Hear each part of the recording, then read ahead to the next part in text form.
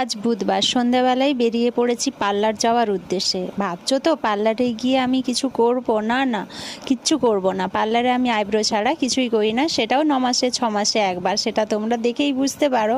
তো যাই হোক, এই সুন্দর পার্লারটাতে আজ এসছিলাম। এই দিদিভাইটিও খুব সুন্দর। দিদিভাই দেখতেও যেরকম সুন্দর আর ব্যবহারটাও সেরকম সুন্দর। মেন কথা হচ্ছে দিদিভাইয়ের মনটা সত্যি খুবই সুন্দর। সেই জন্যই আমি এই পার্লারে যাই। দিদিভাইয়ের সাথে আমার পরিচয় হয়েছিল 3 বছর আগে। আজ দিদিভাইয়ের বার্থডে না, আজ পার্লারের বার্থডে। সেই উপলক্ষে দিদিভাই আমায় ইনভাইট করেছিল, সেই জন্যই গিয়েছিলাম। দিদিভাই এখানে কেক কাটছে। তো দিদিভাই দেখতে খুবই সুন্দর আর বিহেভিয়ারটা তো অনেকটাই সুন্দর। অনেকবারই বললাম, কারণ আমার সত্যি খুব ভালো লাগে। যে মানুষ ভালো হয় তাকে নিয়ে দুটো ভালো কথা বলতেও যেন ভালো লাগে। এখানে কেক কাটিং চলছিল। আর এই পুচকুটাকে দেখছো, খুব ভালো, খুব মিষ্টি একটা মেয়ে।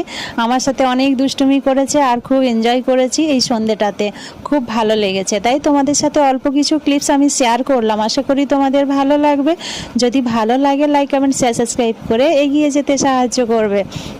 কেক কাটিংয়ের পর্বটা শেষ হতে না হতেই শুরু হয়ে গিয়েছিল খাওয়া দাওয়া, কিন্তু আমি সেভাবে কিছু খাইনি, অল্প একটুখানি খেয়েছি, যেটা তোমাদের সাথে শেয়ার করব। আর এই পুচকুটা বারবার বলছে আমার অনেক বড় কেক চাই। সত্যি কথা বলতে বাচ্চারা না থাকলে যেন ভালোই লাগে না। দেখো মুখটি দেখো, আর ওর খাওয়ার স্টাইলটাও পুরো অন্য রকম।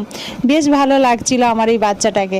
আর দিদিভাই এখানে আমাকে কেক খাওয়ানো আর এত শক্ত করে ধরে রেখে কেক মাখিয়েছিল, আমি বলে বোঝাতে পারবো না। তার ক্লিপসগুলো নেওয়া হয়নি আর তোমাদের সাথে শেয়ার করতেও পারলাম না, কারণ সত্যি কথা বলতে আনন্দের সব মুহূর্ত যেন আমরা ক্যামেরায় ক্যাপচার করতে পারি না।